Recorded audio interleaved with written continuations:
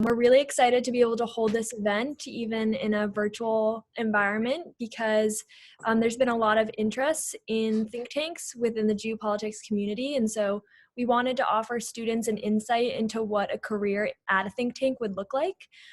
So we have a really impressive group of scholars, advisors, and professionals with us today.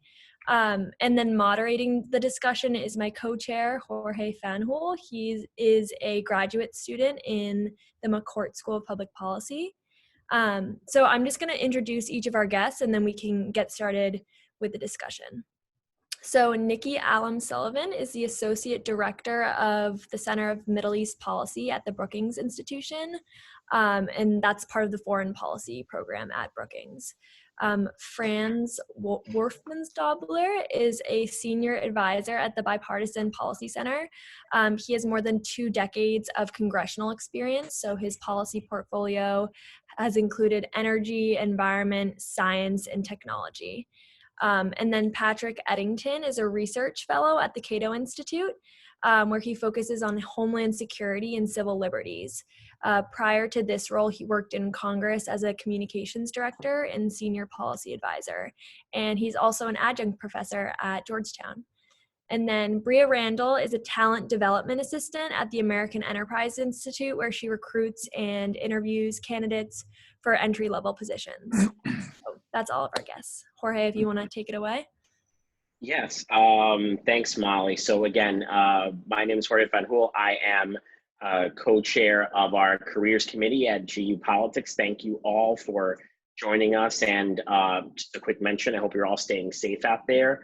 And we're so glad that, you could, I know with everything going on, you could take the time out to really be with us. And thank you so much to our presenters today.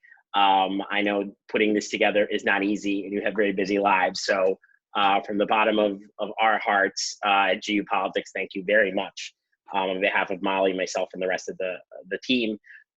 So quick, because I know we have a lot of folks that RSVP'd for this, which is amazing, from our Georgetown community. Just to kind of go through a quick run of show, next I'm going to be asking each of our presenters to just give us an intro, how they got into what they do, a little bit about their organization, and just give everybody about 5 minutes to do that. If you have any questions for the students on the call, please, just because there's so many of you, we would like to get to as many of those as we can. Please put your questions into the chat.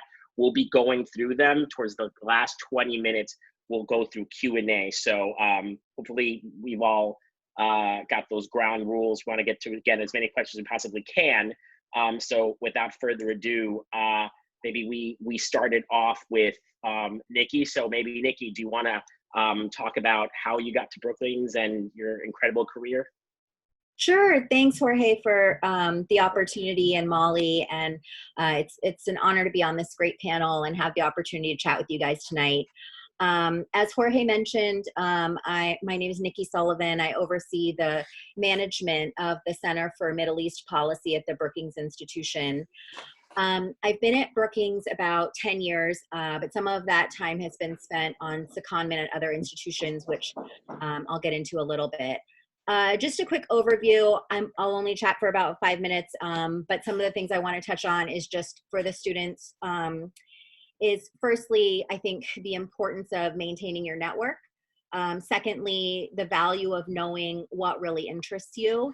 And 3, establishing a reputation for yourself.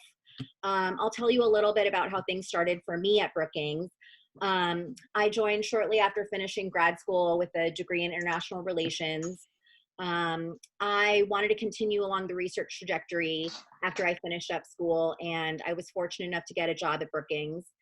As an aside, I'll tell you guys that I applied for that same job a year prior, and I made it to the finalist round and interviewed with several people, but in the end I was not selected for the job. But I stayed in touch with the people that interviewed me, and they contacted me and encouraged me to apply when the job opened up again about a year later. So that's just to say that staying in touch with your networks really does have strong benefits that can really impact your career. So when I joined Brookings, I worked for some well-known scholars there, including Susan Rice, and then I worked for a scholar named Martin Indyk. And I quickly sort of became their kind of go-to right-hand staff member. My tasks started to expand a little bit beyond research, and eventually they led to effectively a chief of staff role. I was the one who managed all the paper, all the requests coming into the office, facilitating all the day-to-day activity, setting priorities, making sure things got done, that sort of thing. I was given increasingly more responsibility in that role, and I think that time frame in my career was a real turning point.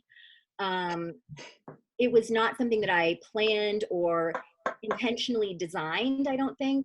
I think the key to it for me was really sitting down with myself after a couple years of getting my feet wet in the professional world and just asking myself what really excited me about my job. You know, I think everybody really enjoys certain aspects of their job over others. And once you identify what those aspects are, focus on those and really start to ask for more opportunities along those lines of what you're really passionate about, what really gets you excited, and really try to excel in those areas.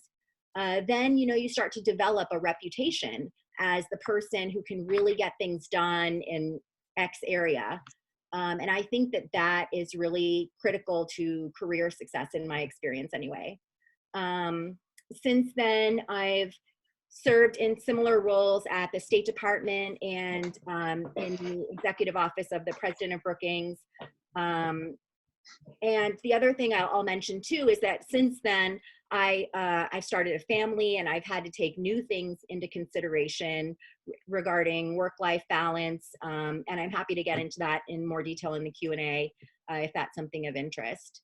So just a little flavor of my career trajectory, you know, a little bit about the importance of maintaining your network, identifying what your skills and interests are, and then establishing a strong reputation for yourself. So I look forward to the discussion. Okay, great. Thanks, Nikki. Franz, could you introduce yourself? Sure. Thanks for the opportunity to do this. My name is Franz Werfmansdobler. I'm a senior policy advisor at the Bipartisan Policy Center. I've been at the BPC for just over a year now, but as was alluded to in the brief introduction, I worked prior to that for almost 21 years in the Senate. So much of my career path and experience in Washington has been associated with Congress and especially the Senate, where I worked in 3 different offices there. I came to Washington, D.C.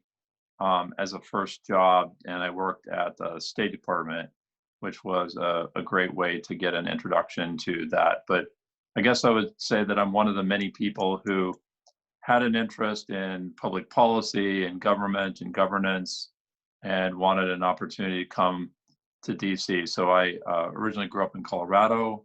I went to the University of Denver, and then I did a master's degree at Oxford, and then came to Washington. So that was the beginning of my career path. As the previous speaker has mentioned, and I'll certainly echo that, is the networks are very important. My first boss in Washington has been instrumental in a lot of further opportunities that I've had. And she introduced me to people. She gave me a chance to see things, to do some things at that first job in the State Department. And that has really served me well. So those first introductions that I had way back in the late 90s are still with me today. And that's really important. I first learned about or got associated with the what is now the Bipartisan Policy Center when it was getting started as a think tank back in about 2006, 2007. And that kind of, I kept those networks going also. So that throughout the years, when I was looking at the opportunity to find something else besides working in the Senate, that was one of the places I explored, had very strong connections there, and that continued to, the opportunity continued to build. A place like the Bipartisan Policy Center is filled with a lot of people who are practitioners, people who have worked in Congress, who've worked in the private sector, who've worked in the executive branch, or other places. So there are a lot of people there who really have a lot of practical experience, and it's a very collaborative type of place, working environment, which is really exciting. So my next door neighbors are working on higher education and fiscal reform and amazing topics, artificial intelligence. So those are just three people that are nearby me, and the conversations are always very interesting. One of the things that I feel really good about the career path that I've chosen is I went to offices and in work environments that I really liked being in. Sometimes I think about the situation where it sounds like a good place to go to, but you really need to understand what the vibe is like, how the place is structured, who is working there, what's the reputation behind the scenes, what kind of opportunities are available for people to learn skills, to demonstrate opportunities to advance. Those are all things. Do you actually like going to work at the end of the day? And so those are where I feel that I was very fortunate in all the cases that I do like that, and I have appreciated that. So working in a think tank is a whole variety of things: putting together meetings, events, doing research, compiling that information into blogs, into white papers, into longer reports, thinking about the communication strategies and how you're going to present that. And then with a place like the Bipartisan Policy Center, we also have a C4, and essentially that just means a lobbying arm. And those are people who are then talking to the executive branch and members of Congress and staff about how to advance those ideas. So the BPC is a place that tries to put ideas together and then to push those forward in legislative and other policy networks. So with that, I'm happy to take questions. Thank you, Franz. We're going to hold questions until like the last Sorry about that. 15 or 20 minutes. And I neglected to mention you're at the Bipartisan Policy Center. So I know you said BPC, but want to make sure our students get where you are. Thank you. Patrick at Cato, would you like to introduce yourself? Molly, Jorge, thanks so very much. And thanks also to all of you who are watching right now, trying to absorb all this stuff coming at you really fast. Great to be on with some of my fellow panelists here in DC. I've been in Washington for over 30 years. I came out here to work for the Central Intelligence Agency, which I did for not quite 9 years. And then if you want to read about that, I've written 1.5 books about it. It's a very interesting episode. But I wound up getting into the nonprofit community, basically doing veterans related healthcare, and then later in kind of the wider healthcare arena. But I never lost a desire or an interest to get back into national security related, policymaking. And so an opportunity presented itself in the summer of 2004 for me to go to the Hill to work for then Representative Rush Holt of New Jersey. If that name sounds vaguely familiar, it's because he is the scientist, the physicist who actually beat IBM's Watson computer at Jeopardy. He is also an actual 5-time Jeopardy champion from back in the 1970s, a physicist by training, the former deputy director of the Princeton Plasma Physics Lab. And he's just a really remarkable guy. And so the opportunity to go and work for him was really propitious, because at that time, that was the summer of 2004, which is when the 9/11 Commission report was coming out. So I kind of got my feet wet very quickly, initially as his communications director, as Molly mentioned, but then later on as his senior policy advisor, where I handled everything security related, from intel all the way to veterans affairs. I did have what's known as vanilla top secret clearance when I worked up there, and when he was assigned to the National Commission on Research and Development in the Intelligence Community. If you've never heard of it, don't worry about it. Nobody else has either. I wound up staffing him there and helping him with that. So I've seen things from both the executive branch, the legislative branch, and kind of the nonprofit side. When Mr. Holt made the decision in February 2014 that he was done with Congress, that put all of us on his staff in a position of trying to figure out next steps. You have heard the previous presenters, my colleagues on this panel, talk to you about the criticality of networks, about relationships, that the relationships that I built up over those decades in Washington is exactly why I wound up at Cato. I found out through a friend of mine at the Government Accountability Project that Cato was actually looking to hire. I had an interest in going there because I knew they had a very strong reputation in the area of civil liberties. And that was something that it will be core to me, has been core to me for most of my life, and it is my life's work at this point. So that started a process, and I wanted to talk just briefly about that process. They did not know me, and of course I did not know them, and so the best way to describe it essentially is kind of like about a 4 or 5 month get to know you / courtship kind of thing. This is where I would go over to Cato to events. I would also go to happy hours to kind of talk with staff, rub elbows, get a sense, as Franz said, of the vibe of the place, to really get a feeling as to whether or not I'd kind of fit in there. And while I was doing that, my now boss, Gene Healy, was reading those books that I mentioned to see whether or not I would be the kind of person that Cato would necessarily want to take on board. And as it turned out, they did. And I've been there since November of 2014, heading into my 6th year now.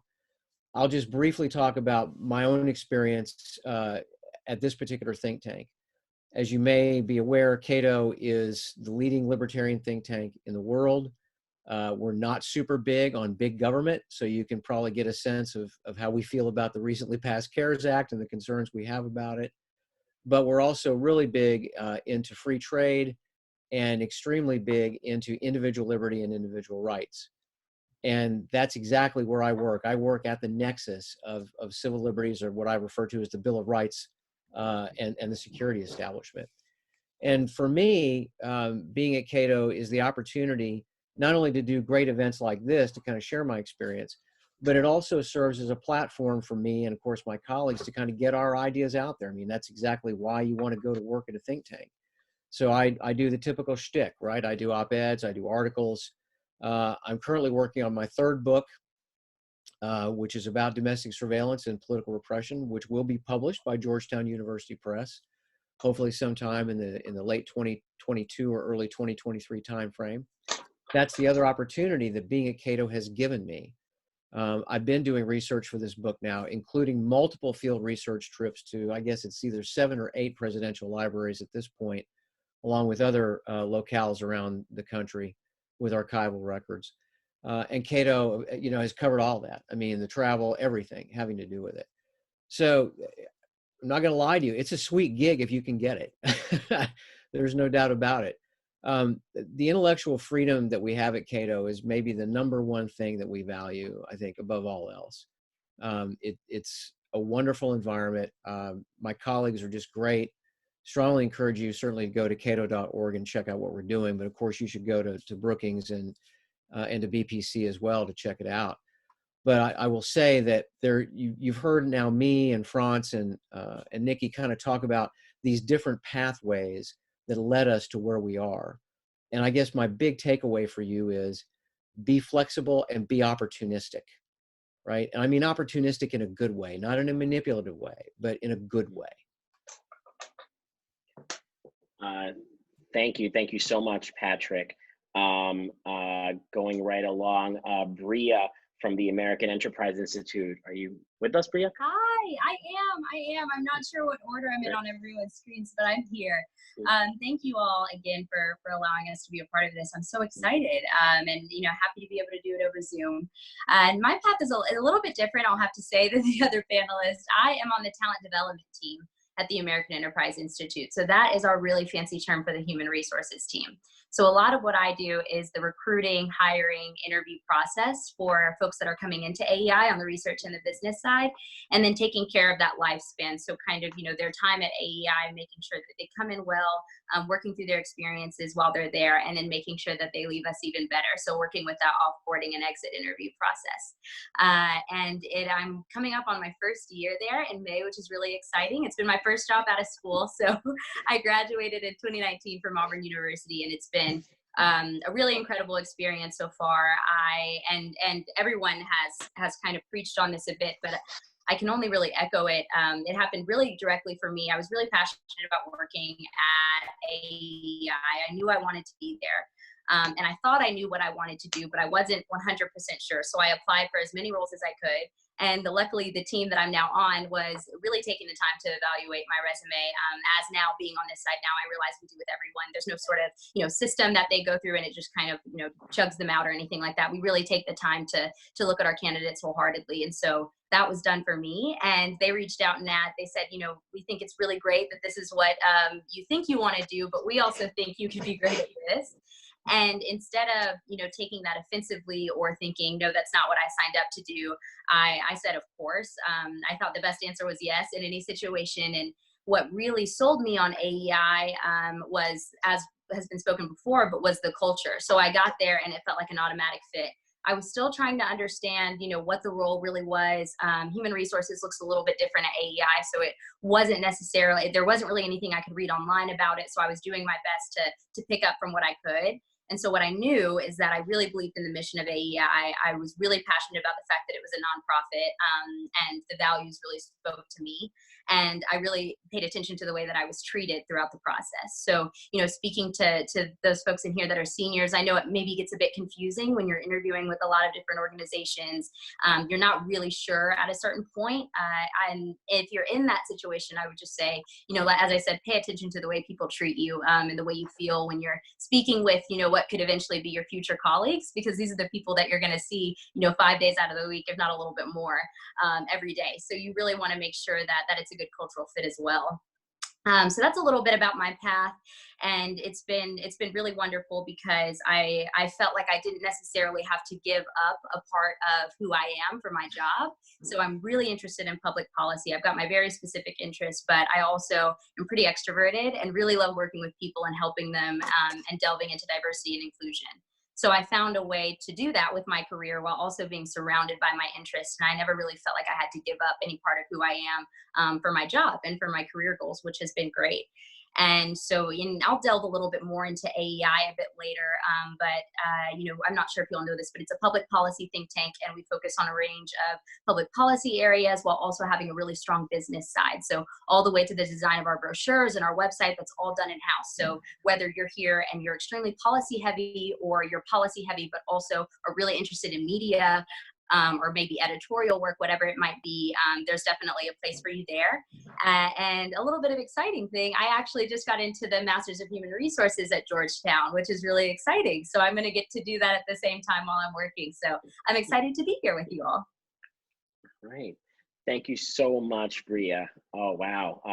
Those are great points you all bring up. The networking, the how you can kind of start somewhere else and get to where you are. So that's amazing.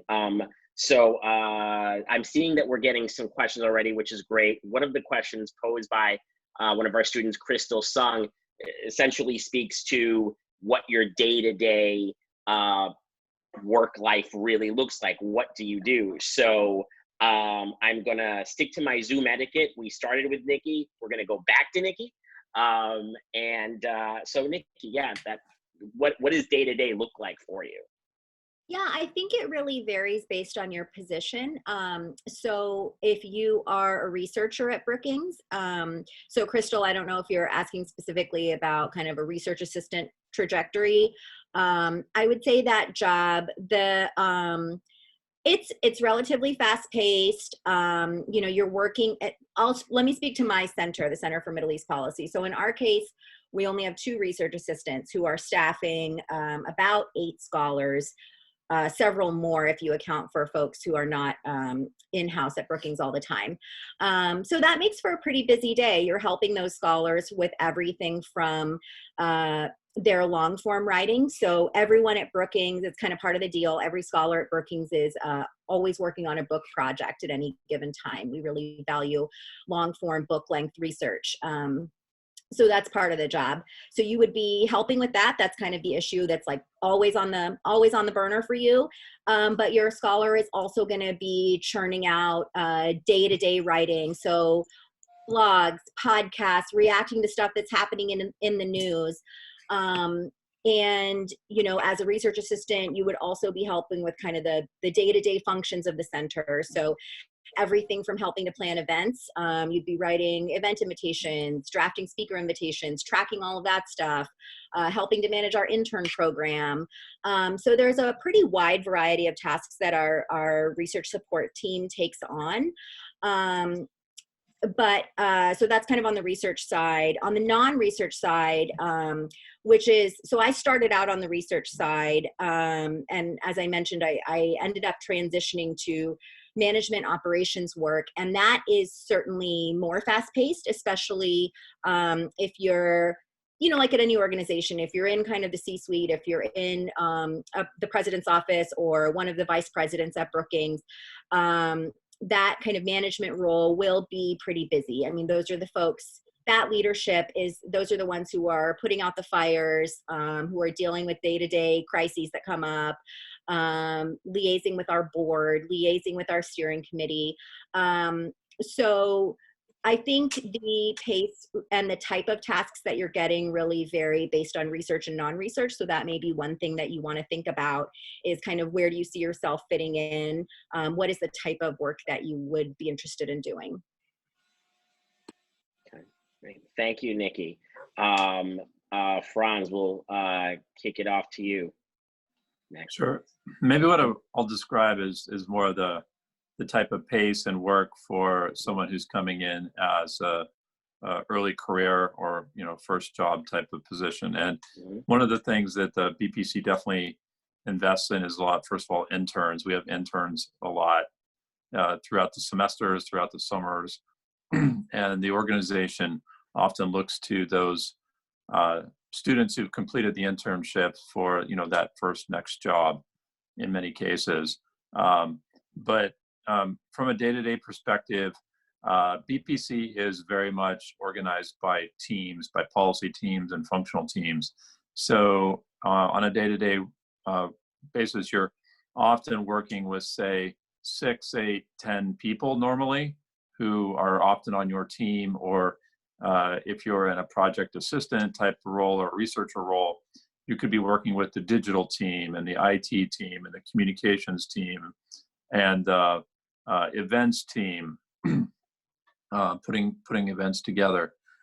It's a varied position in that some of it is very logistical and administrative.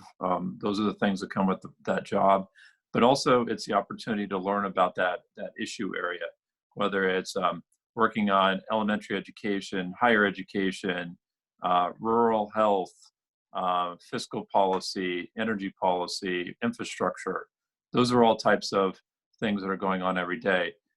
People are drafting products, blogs and papers and longer form pieces as well.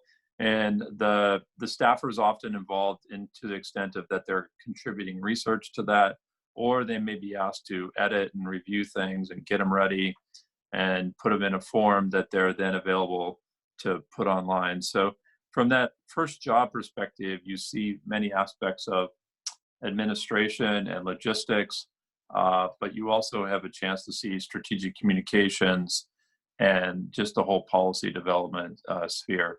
So that's a little bit of what it may be like. We tend to practice a normal, say, like 8:30, 9 o'clock to 4:30, 5 o'clock type day. There usually have not been situations other than preparing for a major event where there's any type of weekend work. And I say that in part because of having been in previous positions where oftentimes you're staying much later into the evening and such like that. But it's a normal pace, and obviously caring about people and from their separation of work-life balance. Great, thank you, Franz. Patrick, same question, day-to-day at Cato. Sure, and to just piggyback a little bit on what Franz said, those of us who've worked on the Hill kind of know that it's a classic hurry up and wait kind of environment more often than not. If you work on a committee, it's a little bit less crazy, but if you're working for a member, as I did, that member essentially kind of becomes the center of your world, both personally and professionally. It means that you're always on the clock, literally, whether you're the communications director or not. The wonderful thing about life at Cato is your ability as a scholar to pursue those things that you want to pursue. And you're still doing it within, the framework in which the organization operates, right?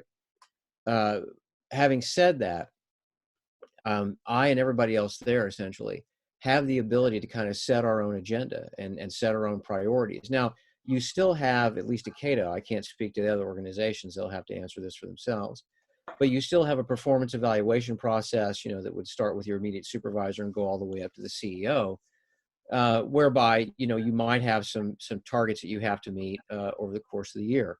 So, in my case, there are X number of op-eds that I need to write, a certain number of events that I'm expected to hold and all the rest of that. But beyond that, what I choose to focus on really at the end of the day is up to me. And that's what makes it so great. I mean, you have the opportunity to kind of make the job what you will of it. And I think for me, at least, to be honest, I don't look at it as a job. I really don't. I mean, the fact that I get paid to do this to me is like amazing. It's completely amazing. I have the ability to write about, what concerns me and what I think concerns millions of Americans. I have the ability to network, and I want to bring the Hill back into this, because even though we are a 501c3, we engage, generally speaking, very heavily with the Hill and on both sides of the aisle, because we're trying to get ideas across. And although as a 501c3, those kinds of organizations are constrained in terms of what they can necessarily say. So, for example, if I walk into a particular House or Senate member's office and I want to talk about a particular piece of legislation, I can't tell them, under the law, I can't tell them whether they should vote yay or nay on a particular bill. But what I can do in detail is tell them what I think of that bill and what I think the ramifications of that bill would be and all the rest of that. So, that also makes up a lot of my work. Of course, in this pandemic environment, unfortunately, we've all been impacted in terms of our inability to actually engage with Congress in the way we would like. And the fact that Congress has left town does not help. But you still have a tremendous number of opportunities, essentially, to influence the policy process. You do it through the media, you do it through meeting folks on the Hill, and you do it essentially with colleagues like Franz and Nikki, where you can find opportunities to work together.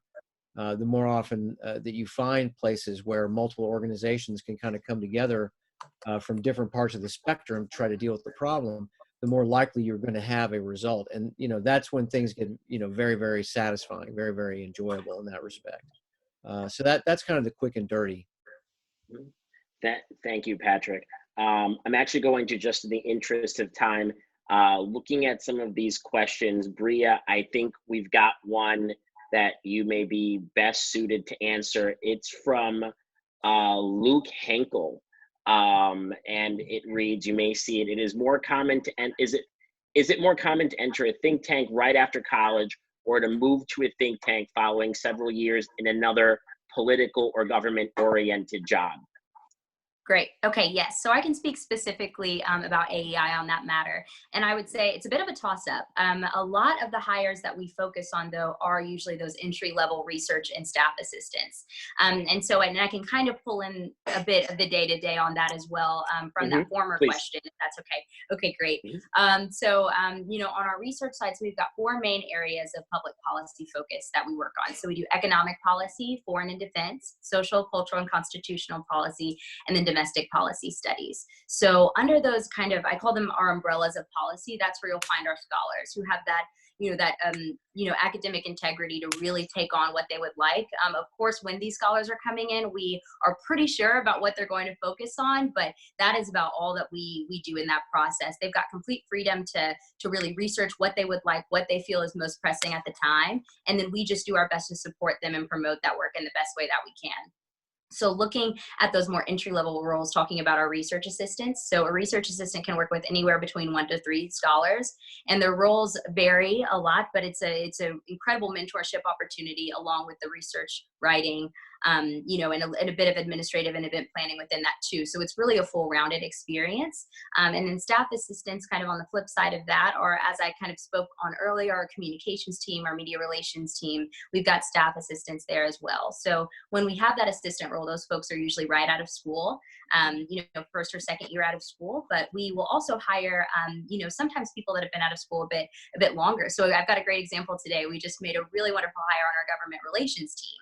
So we hired a government relations manager. So this was a candidate that's been out of school for about 4 or 5 years, and he was working, at another think tank in the DC area and made the transition over to our world, over to AEI. So if it's something that you're not necessarily wanting to do right out of school, don't be discouraged by that by any means. But if it is something, if you're really wanting that on the ground research experience role, or maybe you're considering going to graduate school or law school at some point, but you want some really great experiences, maybe you're not necessarily feeling called to the hill and you'd like to get that think tank policy research experience more so, that research assistant position is really kind of sculpted for that at AEI.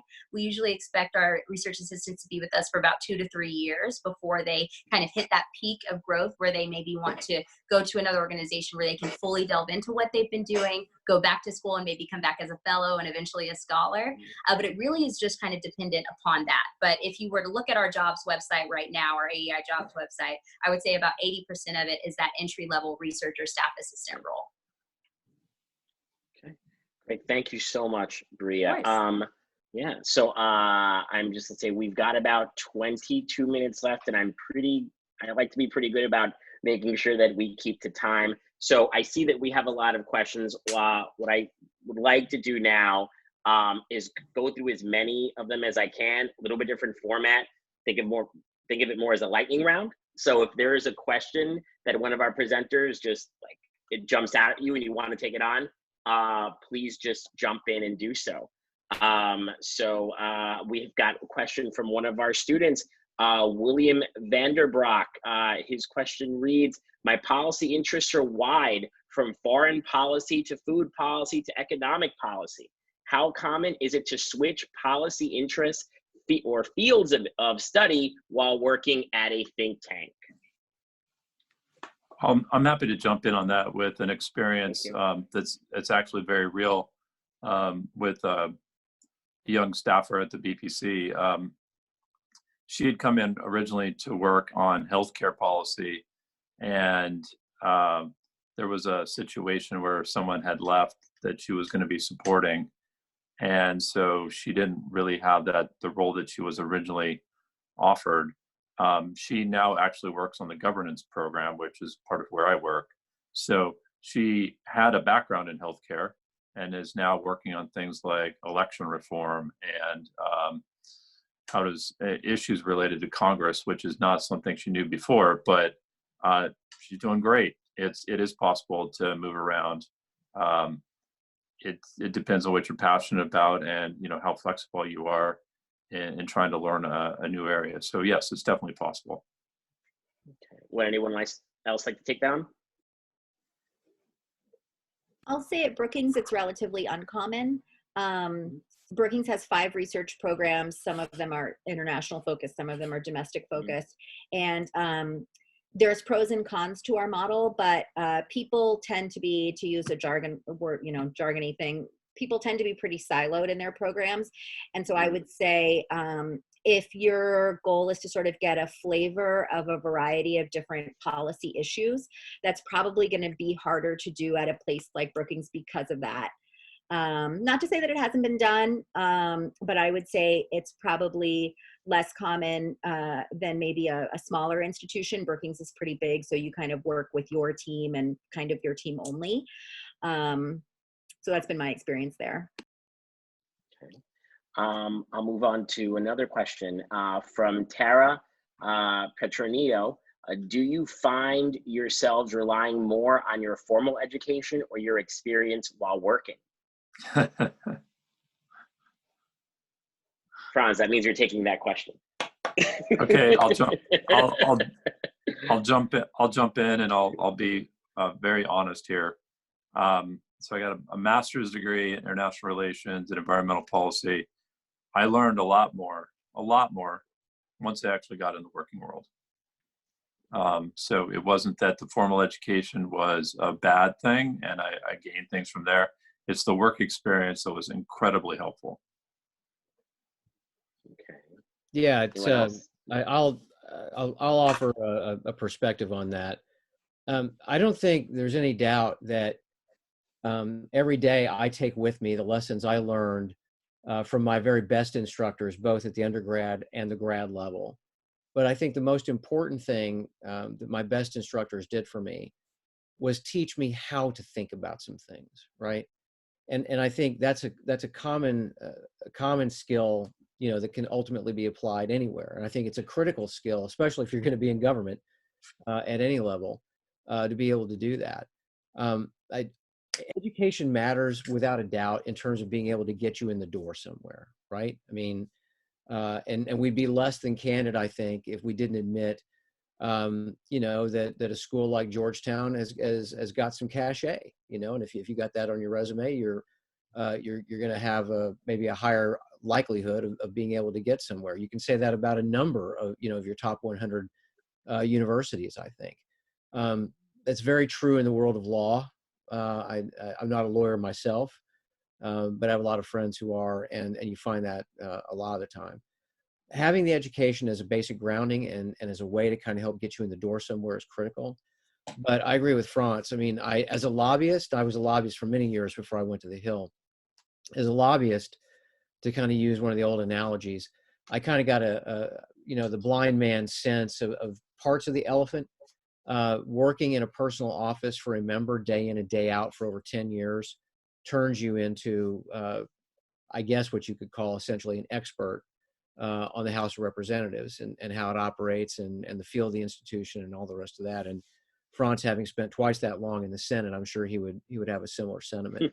But there's no question, you need to have that basic grounding in education in order to give you the fundamental skill set to operate. But there is no substitute for real world experience. There just simply isn't. Okay, great. Thank you, Patrick.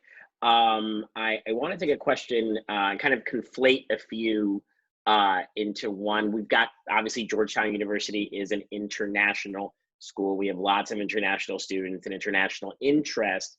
So a couple of questions on here are, can we speak from, one is from Diego Marroquin Vitar. Can we please talk about the visa sponsorship opportunities for international students? I just want to add to that from Shi Lee. Do you have any specific advice for international students? Is it easier for domestic students to get in for research positions? For those who are looking for entry-level work, do you think it's better to go to a think tank right after school or wait a few years? And then we even had a remote working question from Miguel Blancarte Jr.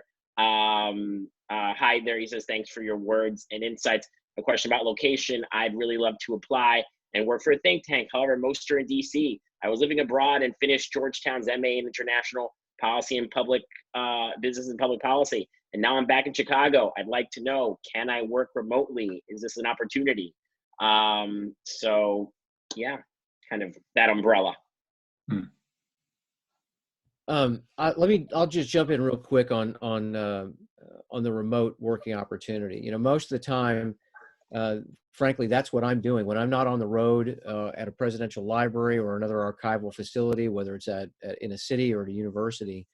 I tend to spend most of my time working from home. You can see a little bit of my library around me here, just because it cuts my commute time and it gives me more time on target, you know, to work on the things that I feel like I need to be working on. I will tell you that certainly at Cato, we have people that are working much more remotely than I am. Our director of multimedia, Caleb Brown, lives in Louisville, Kentucky. He and his wife used to live here in DC, but they wanted to move back.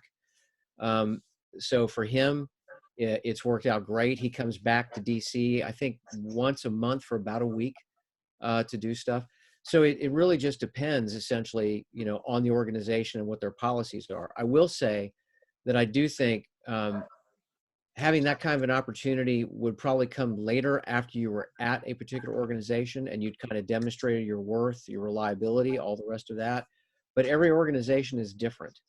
And that's why I would kind of encourage you, to explore those other possibilities. And again, to just emphasize, I get that you love the Windy City. I've been there. I spent a week there doing research at the Chicago History Museum. I love Chicago too. But if there's an opportunity for you to come back out here or somewhere else, I mean, it could be, for that matter, Rand, out on the West Coast. Don't close off yourself to that opportunity, because it can still ultimately lead you to Chicago. Would anyone else like to share their thoughts on that question? Yes, I'd be happy to speak a little bit on that as well.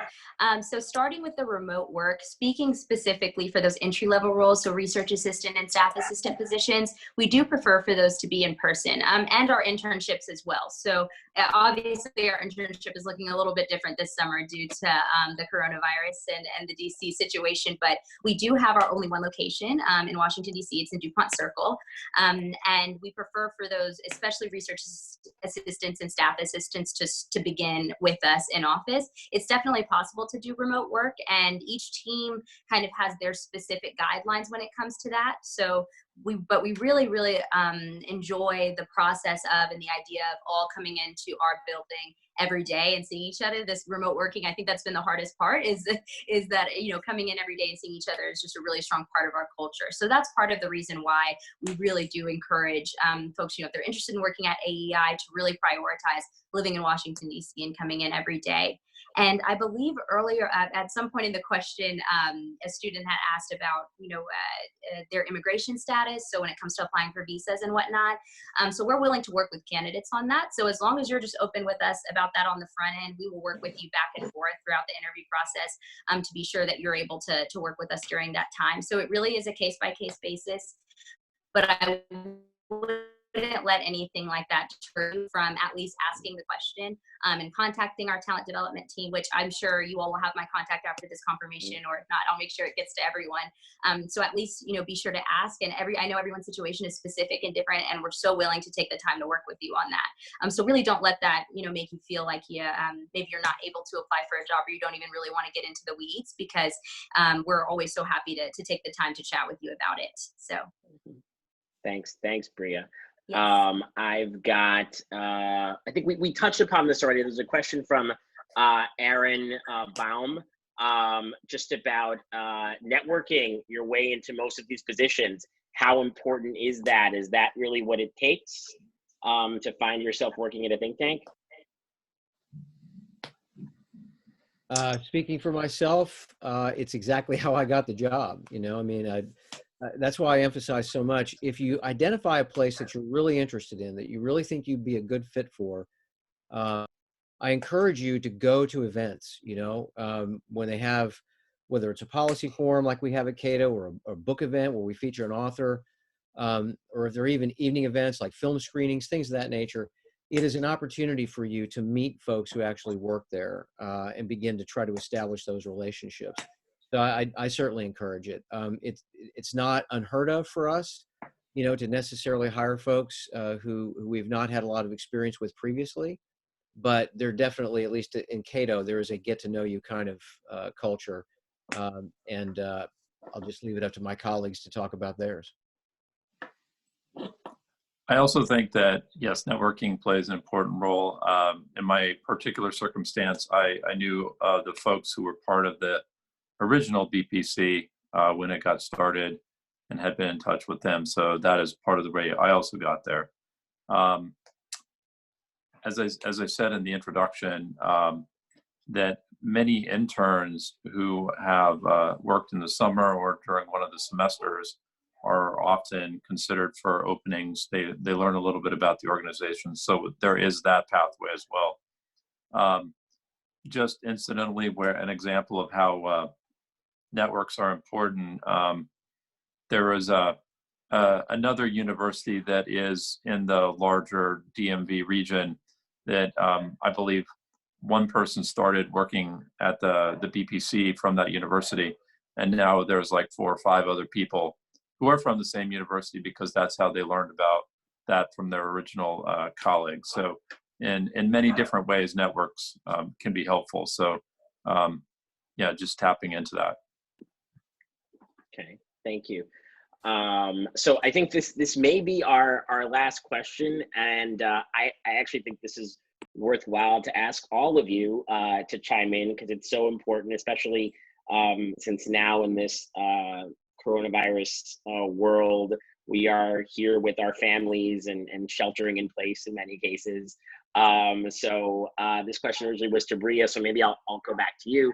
It's from Will Rao. Bria, how do you feel about AEI's work-life balance? And then I'll kick it to everybody else. Great. Yes, I'm happy to talk on that. It's a little bit different right now.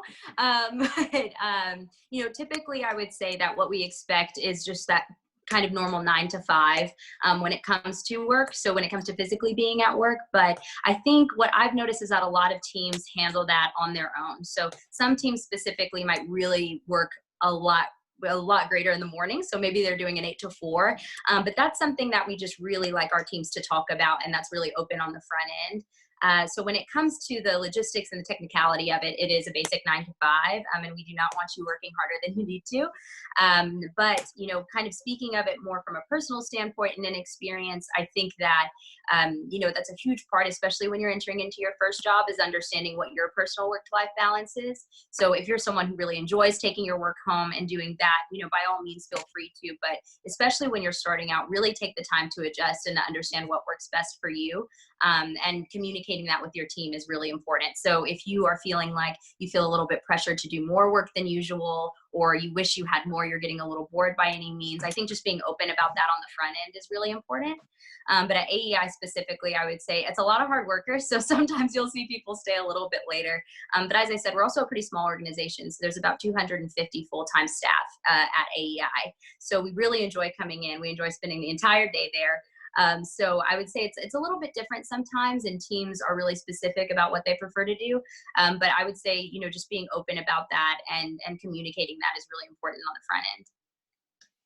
Thank you, Bria.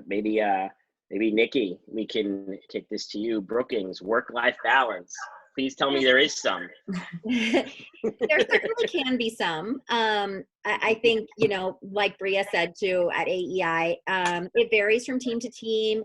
You know, as I alluded to earlier, it also depends what office you're in.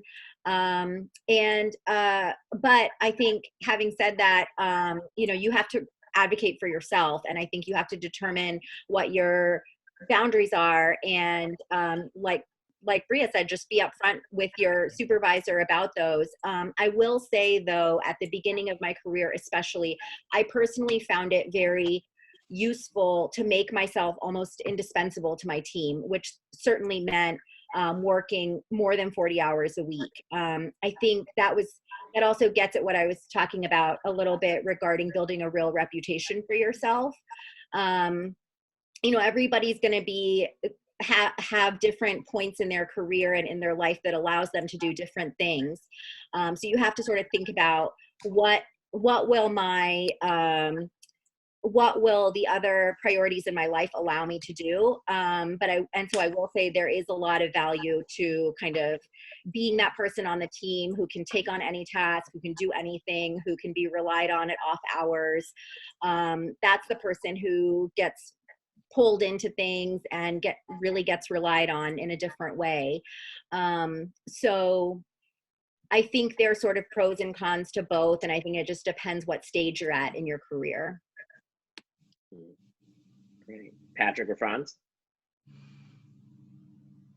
I had alluded to it a little bit about that, similarly, that it's probably about 8:30, 9 o'clock to 5 o'clock. PPC has instituted a telework policy, so it is possible for people to work from home once or so per week now. That's obviously before COVID came around, so we're at home every day. You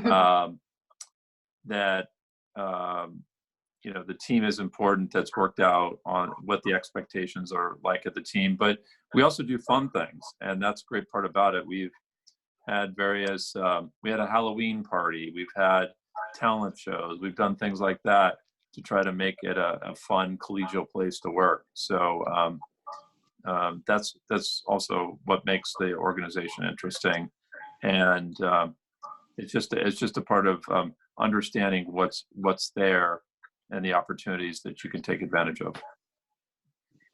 And I know we're running short on time, so I'm going to be very brief. I mean, I think my own experience with Cato, and I think, frankly, that a lot of my colleagues is it's been really great in terms of giving you the opportunity to have a genuine work-life balance. Now, I'm probably the last person in the world, to be talking about this, because I pretty much am a workaholic. I mean, I'm doing stuff on the weekends too. That's just who I am. And if that is who you are, that's great. But if you want to be able to carve out that time, I would just emphasize, especially what Nikki said about, and also Bria said about, making your own expectations, clear up front.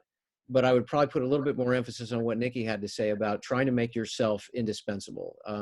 Become essentially, to the extent you can be, a go-to person. If you're seen as a go-getter, if you are seen as somebody who's a problem solver, who can get things done and do it in a really collegial way, that's going to carry you really far, not just in that organization, but really in life in general.